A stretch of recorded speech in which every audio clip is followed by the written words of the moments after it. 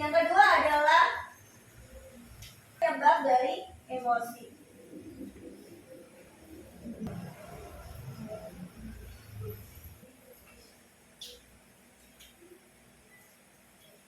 Tiga cara mengelola emosi. Yang keempat, pengertian emosi.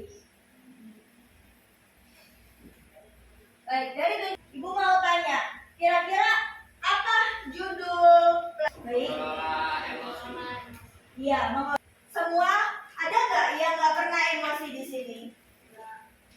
Oke, sebagian besar manusia pasti pernah merasakan emosi. Makanya hari ini kita akan belajar bagaimana sih salurkan dengan cara yang baik, tidak merugikan diri sendiri maupun merugikan orang lain. Baik, sebelum pelajaran dimulai kita akan belajar tebak bagaimana sih gambaran dari emosi sehari-hari yang kita alami. Yang pertama ada gambar apa? Ceria Bu. Ceria atau happy. Yang kedua ada apa? Gambar marah. Terus adalah tidur atau yang biasa kebingungan, itu juga bagian dari emosi. Jadi happy, sedih, marah, bingung, takut, gelisah dan lain sebagainya adalah suatu bentuk dari emosi. Nah, bagaimana sih cara mengelola emosi yang baik? Makanya pada hari ini Ibu akan kasih tahu teman-teman cara bagaimana mengelola emosi dengan baik. Oke, kita perhatikan di sini akan ada PPT. Terlihat? Terlihat atau enggak? Oke.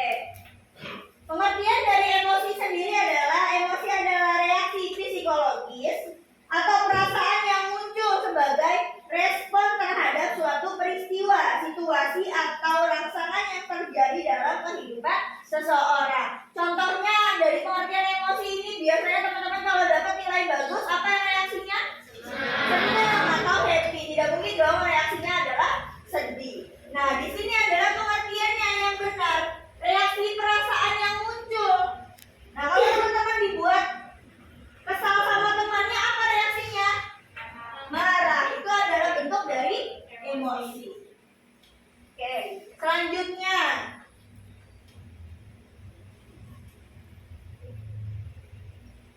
Terlihat? Terlihat tidak?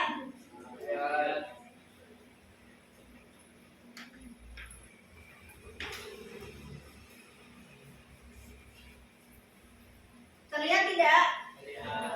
Oke, siapa yang mau membaca slide kedua? Oke, Citra. Mengelola emosi, perjalanan menuju kesejahteraan mental. Mengapa pengelolaan emosi penting? Pengelolaan emosi yang efektif merupakan kunci untuk mencapai kesejahteraan mental dan fisik yang optimal. Ketika kita mampu mengenali dan mengelola emosi dengan baik, kita dapat meningkatkan kualitas hubungan interpersonal, mengurangi tingkat stres dan kecemasan, membuat keputusan yang lebih bijaksana dan rasional, meningkatkan kepercayaan diri dan harga diri. Baik, yang dimaksud dengan ini adalah kalau kita emosinya tersalurkan dengan baik, kita tidak akan kehilangan harga diri. Itu yang pertama. Nah, di sini juga ada membuat keputusan yang lebih bijaksana dan rasional. Maksudnya apa? Membuat keputusan bijaksana dan rasional. Jadi gini, kalau lagi emosi kita membuat suatu keputusan, akhirnya baik atau tidak baik?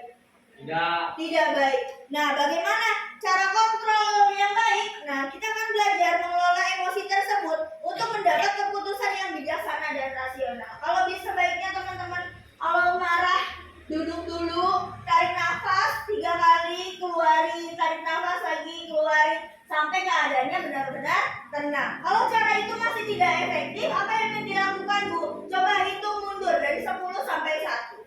Kalau masih tidak efektif juga dari 20 sampai 1. Sebab dan selanjutnya. Paham sampai di sini? Ada pertanyaan? Oke, selanjutnya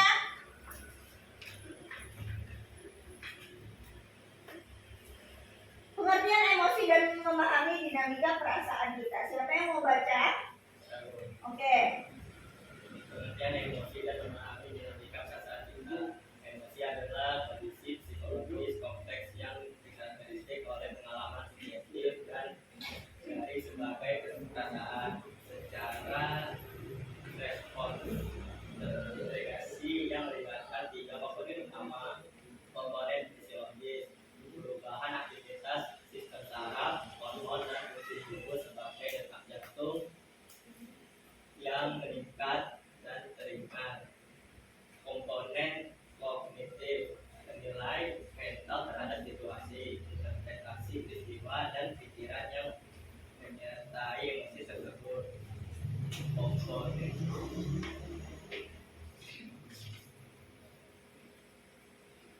Komponen perilaku, ekspresi emosi melalui mimik wajah, bahasa tubuh, nada suara, dan tindakan yang terlihat.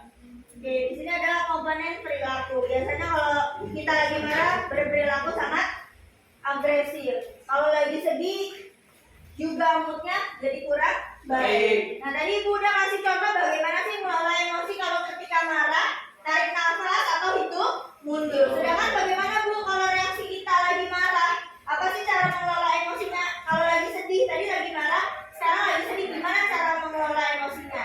Yang pertama, coba hubungi temanmu yang dapat dipercaya.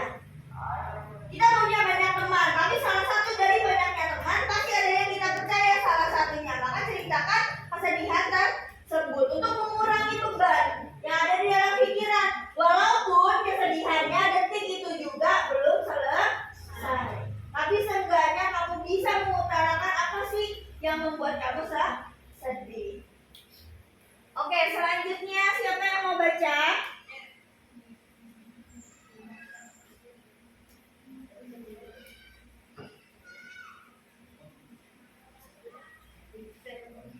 Ya, lanjut. Kemarahan. Kemarahan emosi yang muncul ketika merasa terancam, diabaikan atau dihina.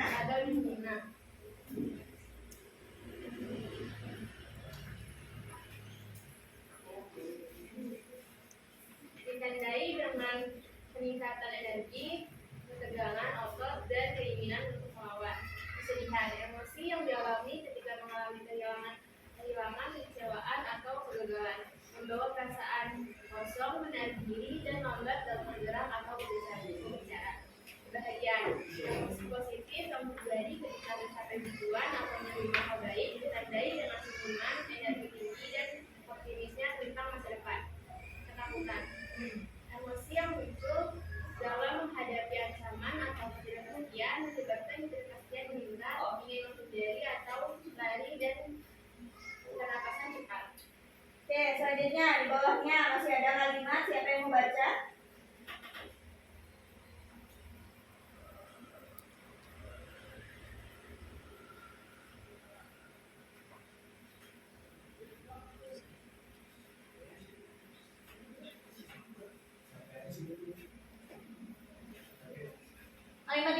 Kalimat ini kelihatan tidak? Kalau tidak terlihat, tolong silakan maju untuk membaca. Ya, sampai situ terlihat? Ya, silakan baca. Kekecewaan terjadi ketika hormon tidak terpenuhi atau hasil berbeda dari yang diharapkan. Lalu dan bersalah, emosi sosial yang muncul ketika melanggar norma atau Oke, Ibu silakan duduk. Terima kasih Satria, Ibu yang akan baca.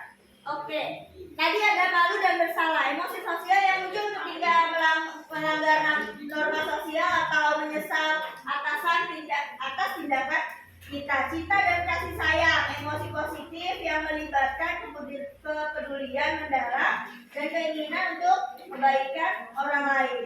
Cemas dan khawatir, emosi yang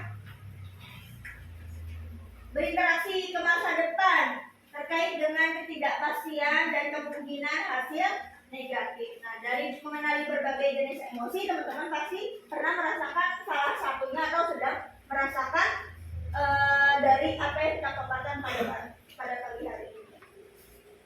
Oke, dari semua ini, kira-kira mana yang sering teman-teman rasakan di bulan ini atau di minggu ini? Silakan tunjuk tangan, Ibu akan sebutkan kemarahan. Siapa yang di bulan ini atau di minggu ini lebih dominan ini? Kemarahan siapa, tunjuk tangan? Baik. Selanjutnya kesedihan, siapa yang lebih dominan perasaannya di bulan ini atau di minggu ini? Baik. Selanjutnya kebahagiaan, siapa yang lebih dominan di bulan ini? Selanjutnya ketakutan, ini ketakutan dalam hal apa aja ya? Dalam hal akademik, hal percintaan, hal keluarga, hal pertemanan, apa saja. Siapa yang lebih dominan di bulan ini atau di minggu ini? Ketakutan. Baik, selanjutnya Siapa yang mau baca menjadi penyebab munculnya emosi negatif? Terlihat atau tidak? Terlihat atau tidak?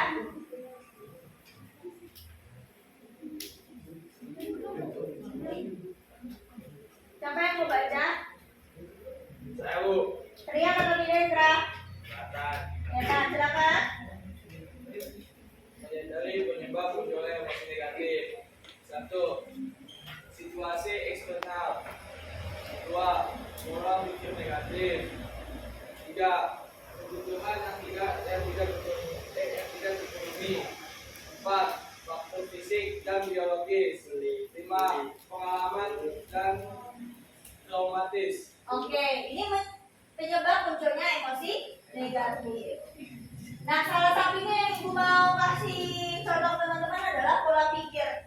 Jadi yang membunuh teman-teman sendiri adalah pola pikir teman-teman sendiri. Hal yang belum terjadi sudah dipikirkan, yang akan memunculkan emosi negatif. Misalnya, teman-teman pikirin nanti semalam sebelum berangkat sekolah udah mikir nih, kalau misalnya besok terlambat, nanti nggak boleh masuk kelas. Tapi kalau nggak terlambat, harus bangun lebih pagi. Padahal itu belum terjadi. Hasilnya apa? Teman-teman pusing sendiri mikirin hal itu. Kalau terlambat takut nggak masuk kelas. Kalau mau jalan lebih dulu di sekolah ngantuk karena jalannya terlalu pagi. Jadinya pusing sendiri. Nah, kebutuhan yang tidak terpenuhi, contohnya ekspektasi teman-teman terhadap sesuatu lebih tinggi. Contohnya apa? Misalnya teman-teman mau punya iPhone 17 yang baru keluar. Teman-teman merasa, wah iPhone ini tuh lebih bagus daripada iPhone yang sebelumnya. Padahal nanti keluarnya iPhone 17 ada iPhone selanjutnya. Itu ekspektasi yang tidak terpenuhi. Atau misalnya teman-teman datang ke suatu restoran, teman-teman ekspektasi dari rumahnya enak nih restoran, sampai restoran ternyata rasanya sama aja. Bikin kecewa atau enggak? Jelas kecewa. Itu salah satu kebutuhan yang tidak terpenuhi dari ekspektasi. Ibu ngambil salah satu dari ini yang akan Ibu contohkan. Pengalaman traumatis. Contohnya kehilangan apapun. Bahkan kehilangan hewan peliharaan tersendiri itu yang memunculkan emosi negatif. Pernah nggak lihat teman-temannya disenggol dikit langsung marah? Pernah atau enggak? Pasti pernah. Itu adalah pengalaman traumatis yang belum sembuh sama dirinya sendiri. Jadi memunculkan apa? Hawa negatif, emosi negatif. Jadi maunya marah-marah terus. Sampai sini paham? Ada yang mau ditanya? Oke, selanjutnya. Cara sehat positif mengelola emosi. Siapa yang mau baca? Sakti baca, tolong. Terlihat tidak? Cara sehat dan positif mengelola emosi. 1. Mengakui dan menerima emosi. 2. Berarti Mindfulness. Ya, 3. tiga. Komunikasi asertif. Ya. 4. Aktivitas fisik. 5. Menulis atau jurnal. 6. Mencari hubungan sosial. Oke, mengakui dan menerima emosi. Contohnya apa, Bu? Mengakui dan menerima emosi. Yang pertama, kalau lagi sedih, akui dirinya sedih. Jangan pura-pura bahagia. Banyak dari kita kalau lagi sedih atau marah, pura-pura bahagia. Pernah nggak dengan kalimat makan sana? Karena pura-pura bahagia juga butuh tenaga. Menurut kalian kalimat itu benar atau enggak? Benar, 100% benar. Jadi lebih capek pura-pura bahagia daripada menerima emosi yang kamu rasain. Itu lebih capek pura-pura bahagia. Kenapa Ibu bisa bilang gitu? Kalau kita bisa menerima dan mengakui emosi, lega atau enggak? Lega. Tapi kalau kita pura-pura bahagia, bebannya tambah atau enggak? Jadi cara sehatnya adalah mengakui dan menerima emosi. Kalau kamu lagi emosi, kamu lagi sedih, kamu lagi kecewa, lagi bahagia, lagi bingung, terima dulu emosinya. Dipahami dulu emosinya. Kenapa sih bisa itu terjadi? Nah, yang kedua adalah berlatih mindfulness. Tadi yang Ibu bilang, kalau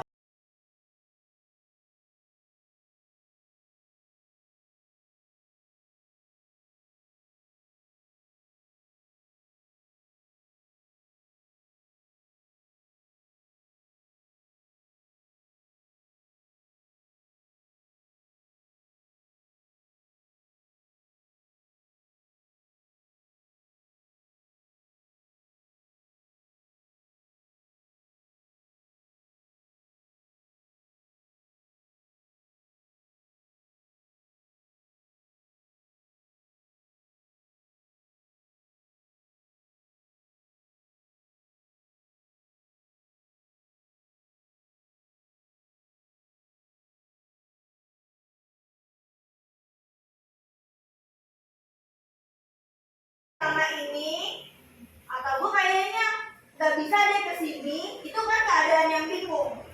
Karena ada cara ini, tapi yang satu ini butuh gue. Nah, itu adalah cara komunikasi yang baik. Yang ketiga, yang keempat, aktivitas fisik. Contohnya kalau kamu lagi sedih, putus cinta, atau kehilangan sesuatu, coba lo untuk jalan sebanyak 30 menit. Tidak usah lari, jalan aja. Itu dilakukan setiap hari. Kenapa, Bu? Apa sih efeknya dari aktivitas fisik ini? Kok jalan tuh lagi sedih? Iya. Kalau orang kebanyakan lagi sedih dan kecewa, bisa tidur atau enggak? Enggak bisa. Jadi kalau keadaan fisiknya capek, nanti malam bisa tidur atau enggak? Enggak bisa. Jadi itu salah satu contohnya cara sehat untuk tetap waras di dalam keadaan yang tidak sehat. Yang tadi Bu bilang apa? Aktivitas fisiknya jalan 30 menit. Untuk apa sih? Agar bisa tidur di malam hari. Karena kalau dalam keadaan sedih dan kecewa tidak akan bisa tidur karena kepikiran tuh sama masalahnya.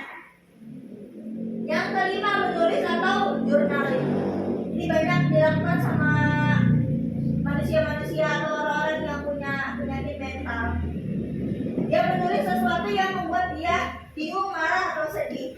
Nah, ini salah satu yang efektif. Kalau kamu tidak percaya, tadi kan komunikasi asertif. Nah, kalau kamu tidak percaya sama temanmu, tulis saja dalam buku. Buku bisa bicara atau tidak?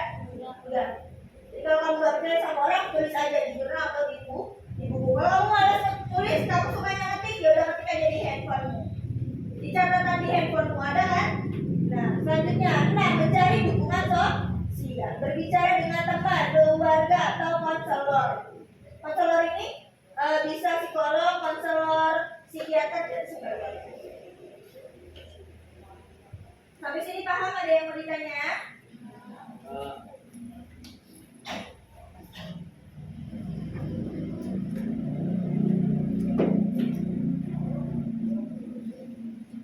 Oke, kesimpulan perjalanan menuju penguasaan emosi. Oke, emosi adalah manusiawi. Jadi yang tadi Ibu bilang pertama kali kita buka materi pada hari ini, tidak mungkin manusia tidak punya emosi. Ada manusia yang tidak punya emosi berhubungan di mana masuk psikiater atau mempunyai penyakit mental. Sebelum dia mempunyai penyakit mental karena tidak bisa merasakan emosi, banyak hal-hal yang dipendam, banyak sedihan yang dipendam. Makanya dia tidak bisa lagi merasakan emosi. Ada yang tidak bisa merasakan sedih, bahagia. Itu manusia yang merugi menurut Ibu. Karena kalau kamu bisa manusiawi. Jadi kalau ada teman kamu, kenapa sih bawaannya sedih mulu? Ya karena manusiawi. Kenapa sih tidak ada manusia yang hidupnya datar-datar aja. Mungkin dalam 1 bulan kamu ngerasain kedataran itu, misalnya udah sih Bu, aku dalam ganti perasaan. Nah itu namanya manusiawi yang ada pada setiap manusia. Oke, selanjutnya keterampilan dapat dipelajari. Dari keterampilan dapat dipelajari maksudnya ini adalah seperti ini, pengolahan emosi. Kalau kita mengaplikasikan emosinya tidak dengan cara yang baik, akan merugikan diri sendiri dan orang lain. Banyak kan teman-teman yang tahu nggak, teman-teman yang suka garpot, dia garis-garis ke sini, garis-garis tangan kalau lagi sedih, kecewa dan marah. Nah, itu manusia yang tidak bisa atau yang tidak tahu cara mengelola emosi. Makanya kita belajar untuk tidak berbuat seperti itu. Kesadaran adalah kunci yang tadi, pahami dan terima. Ini adalah kunci dari kesadaran. Kalau tidak memahami dan tidak terima, ya nggak akan sadar. Kalau emosi itu penting untuk dikelola, kalau emosi itu penting untuk diketahui apa sih penyebabnya, kenapa sih bisa emosi, bagaimana sih untuk mengendalikannya. Bukan berarti kalau kamu mengendalikan emosi, kamu memendam emosi tersebut, itu yang salah. Yang selanjutnya adalah pertumbuhan dan berkelanjutan. Sampai sini ada yang mau menyimpulkan materi pada hari ini? Ya, silakan. Mengelola emosi bukan berarti menekan emosi, melainkan mengendalikannya dan menyalurkan melalui ekspresi dan dapat diterima oleh lingkungan sosial. Ya, selanjutnya ada lagi. Mengelola emosi adalah untuk mengendalikan, memahami, dan mengelola emosi diri sendiri dan orang lain. Oke, baik, terima kasih. Oke, teman-teman, Ibu tahu paling sulit itu adalah menahan amarah. Jadi kalau kita nahan sedih masih bisa pura-pura nih. Kalau misalnya kita nahan nangis, ekspresi atau mimik muka itu masih bisa tuh diumpetin. Tapi kalau lagi marah bisa nggak ngumpetin ekspresi mukanya? Nggak bisa. Oke, kita akan ulang tadi refleksi yang Ibu kasih. Kalau misalnya kita lagi marah, apa yang dilakukan? Tarik nafas. Tarik nafas sebanyak 3 kali. Oh itu Pak. Kalau bisa dalam keadaan tiduran. Kalau bisa dalam keadaan duduk atau berdiri. Jangan keadaan tiduran atau berjalan, karena nanti refleksinya tidak berjalan dengan baik. Tarik nafas 3 kali, keluarkan sebanyak yang kamu inginkan, sebanyak yang kamu butuhkan, agar dirimu menjadi tenang. Isapnya dari hidung, keluarkannya dari mulut. Atau hitung mundur dari 10 sampai 1, 20 sampai 1, sampai kamu merasa dirimu tenang. Setiap emosi itu penting, jadi teman-teman jangan ngumpetin emosinya. Kalau bisa disalurkan dengan cara yang baik. Gimana kalau misalnya itu marah, kalau sedih harus apa? Journaling atau menulis atau bercerita sama teman-teman. Sampai sini ada yang mau bertanya materi pada hari ini? Kalau tidak ada, baik teman-teman, terima kasih atas perhatiannya. Ibu tutup dengan bacaan hamdalah. Alhamdulillahirabbil alamin. Assalamualaikum warahmatullahi wabarakatuh. Waalaikumsalam.